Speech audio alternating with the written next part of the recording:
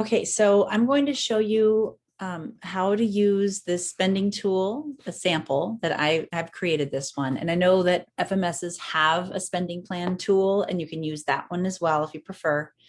I like this for a draft because then I can move things around. If you prefer a different kind, no problem for me. Um, when I started doing these spending plans and helps, I didn't have access to the templates elsewhere, and I'm a creature of habit. So I have on this plan in line 2 here. Actually, let me show you the columns first. Here we've got a goal, right? The goal is going to be written in each cell coming down. And then the goal is what drives the service, right? So then you the name of the service based on the person-centered plan. So the examples I'm using are coming straight out of the Meet Jason scenario. DDS uses this scenario. I know it's been in past Disability Voices United conferences and things like that. So it's Jason, right? Meet Jason. He wants to find a job. So when Jason wants to find a job, we've got here, I'm going to reshare just so you can see what he wants. So we've got Meet Jason. Jason loves to work in a garden. He's got neighbors who knows the local senior center is looking for gardening help. Jason's service coordinator can help him talk to them about a job. And then for support, Jason will need more training and a job coach plus some gardening tools, right? So there's a timeline.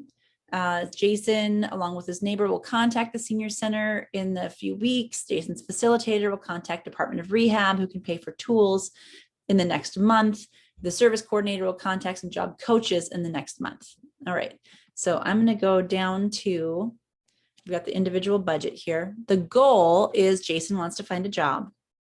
The gardening coach would be a self-determination program support.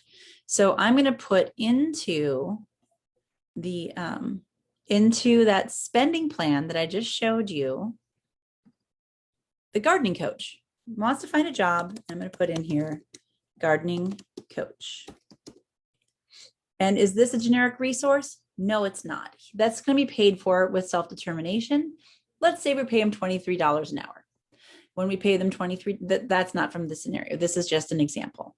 Pay them $23 an hour. We want to make sure we have budgeted in enough to cover their workers' compensation, the sick leave, anything that you have to pay just to hire somebody, Social Security, that kind of stuff for the employee. And then this calculates the total wage.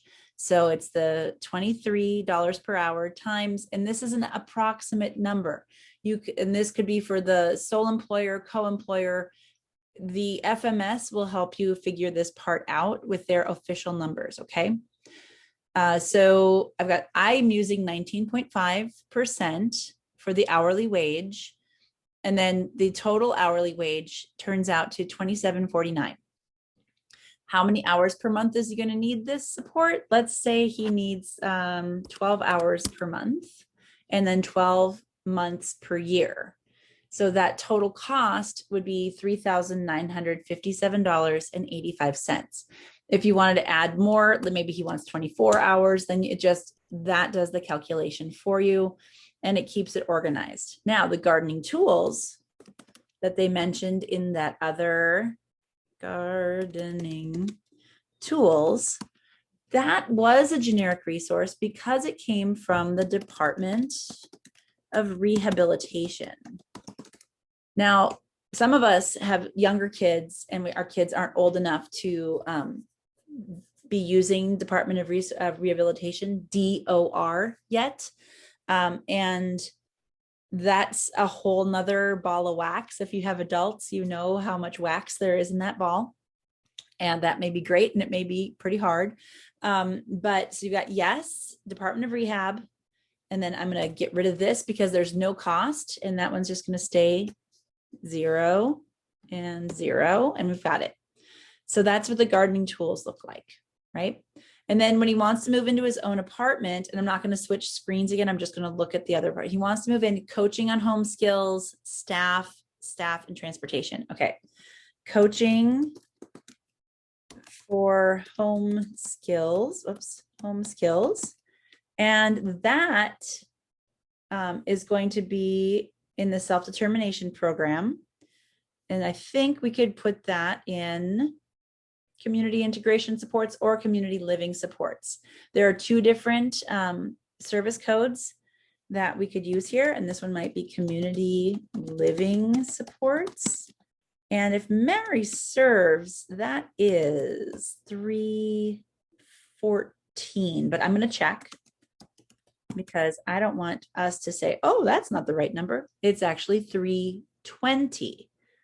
So we're going to put in here, and you've got this in your handouts of things that you didn't know that you never wanted to have file. Community living supports, that's called 320. And then if that coach, let's say that coach is going to make $24 an hour, maybe that, I don't know, $21 an hour, whatever you want to pay. Okay. And that might be $24. And then that would probably be 12 months. And then you've got your next budgeted item there. He wants to make new friends. And then you just keep adding the service that connects to the goal. And then the service categories, there are only 3. One is living supports. Oh, shoot. This should be living supports now. There we go. Because the community living supports code is in that category. Now, one reason I like to keep as few service codes as possible is once the service category is, so there are 3 service categories, living supports, employment and community supports, community participation, and health and safety. Once you put it in one of those 3 categories, if you need to move it between categories and it's more than 10% of your total budget, you know, like let's say you have a $10,000 budget, it's more than $1,000 that you need to move, then you have to have an addendum or an amendment or whatever they're calling it at the regional center. I think it's addendum.